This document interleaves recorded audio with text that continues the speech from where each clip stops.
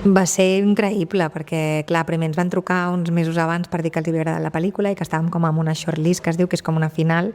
i a mi això ja em va semblar com increïble que un comitè doncs, així de selectiu ja ens hagués passat en aquesta final, que mai et diuen quantes pel·lícules són,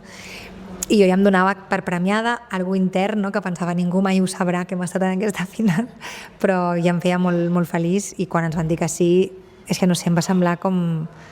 irreal, perquè clar, de 1000 i pico pel·lícules que en seleccionin 7 em va semblar una cosa fortíssima, i a més després doncs, vam sortir reforçats amb un premi, amb un dels premis més importants de la secció. Ens van cuidar tant, o sigui, la Setmana de la Crítica és un lloc magnífic perquè Cannes et pot sentir una mica abrumat perquè tot el que representa un festival d'aquestes dimensions, i la Setmana de la Crítica, la gent que la porta és meravellosa,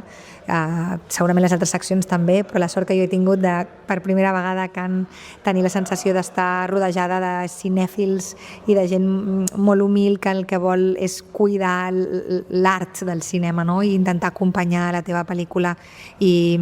posar-li un focus, que ens han obert les portes al món, ens han fet que internacionalment doncs, la gent vulgui veure aquesta pel·lícula i que ens connecti doncs, amb moltes altres cultures, i això té un valor incalculable.